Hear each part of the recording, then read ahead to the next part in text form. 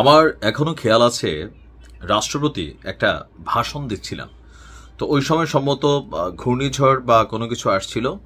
তো পাশ থেকে ওনাকে একজন আর্মি অফিসার বলছিল যে স্যার ঘূর্ণিঝড় আসছে। তো তিনি এতটাই সাহসী হাসতে হাসতে বলছিলেন আমি নিজেই তো সাইক্লোন, তুফান, তারপর হচ্ছে কি জানি সুনামি, আগাগোড়া মানে পা থেকে মাথা পর্যন্ত কলিজায় ভরপুর কিন্তু আমাদের বর্তমান রাষ্ট্রপতি শাহাবুদ্দিন ওরফে চুপ্পু সাহেব। আওয়ামী লীগ সরকার কর্তৃক যিনি মানে একদম রাতারাতি আসলে জিরো থেকে হিরো হওয়ার সুযোগ পেয়েছেন শেখ হাসিনার দয়ায়, তিনি হচ্ছেন আমাদের মাননীয় রাষ্ট্রপতি জনাব শাহাবুদ্দিন চুপ্পু।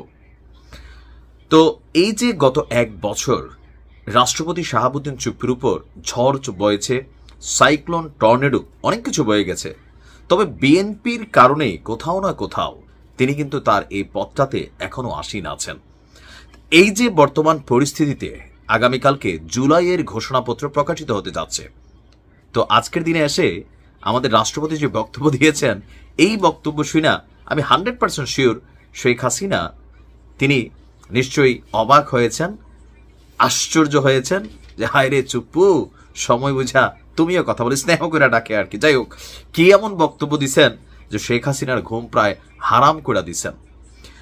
রাষ্ট্রপতি শাহাবুদ্দিন চুপ্পু বলছেন জুলাই গণ অভ্যুত্থান ছিল দীর্ঘদিনের বঞ্চনা, দুঃশাসন, দুর্নীতি, লুটপাট, গুম, খুন, অপহরণ, ভোটাধিকার হরণ সহ সব ধরনের অত্যাচার, নিপীড়নের বিরুদ্ধে তরুণ প্রজন্ম এবং আপামর জনতার ক্ষোভের বিস্ফোরণ।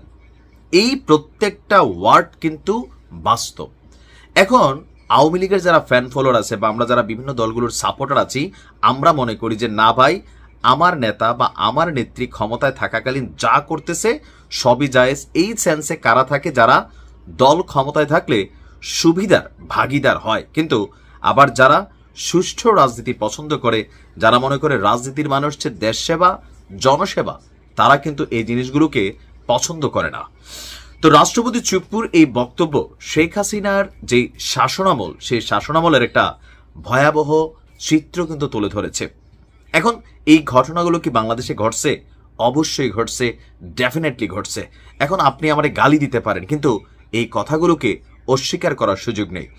রাজনৈতিক প্রতিহিংসার যেই মানে রূপরেখা আওয়ামী লীগের 15 বছরে আমরা দেখেছি, গত এক বছরেও এই রূপরেখা কিন্তু কম দেখি নাই যে আওয়ামী লীগ শাসনামলে যারা বিএনপি জামাত করত তাদেরকে রাজনৈতিকভাবে বা সরকারের বিরুদ্ধে যারাই কথা বলতো তাদেরকে সরকারিভাবে রাষ্ট্রীয় যন্ত্র ব্যবহার করে দমন নিপীড়ন করা হতো, পলিটিক্যালি ক্যারিয়ার ধ্বংস করা হতো, যাকে যেভাবে দরকার ওইভাবে সাইজ করা হইতো।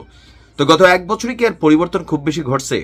হ্যাঁ, কিছুটা উন্নতি হয়েছে, বাট একবারে যে সব বদলাই গেছে তা কিন্তু না। গেল 3 দিন আগে হিউম্যান রাইটস ওয়াচের যুক্তরাষ্ট্রভিত্তিক যে সংস্থা, তারা কিন্তু একটা প্রতিবেদন দিয়েছে যে এখনো বাংলাদেশে আমরা দেখি কথায় কথায় কি হইলে আওয়ামী লীগ বলতো তুই শিবির, তুই জামাত, আর এখন বলা হয় তুই আওয়ামী লীগের দোসর, এরকম ট্যাগ কিন্তু এখনো বন্ধ হয় নাই।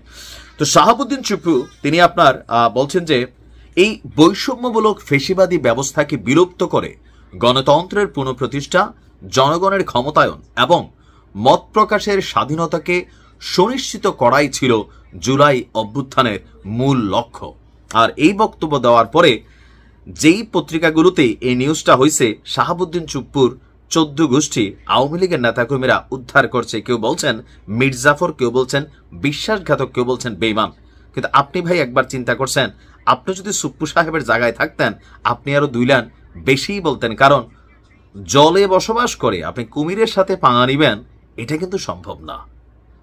এই মুহূর্তে রাষ্ট্রপতির যে বর্তমান অবস্থা, তিনি কিন্তু জলের মধ্যে আছেন, আর আশপাশে যারা আছেন তারা ওনারে দিয়ে কি কি করাইতে পারেন বা কোন ধরনের চাপ প্রেশার তিনি নিচ্ছেন, এই বিষয়টা একমাত্র এক আল্লাহ পাক জানে, দ্বিতীয়ত চুপ্পু সাহেব ছাড়া আর কেউই জানে না।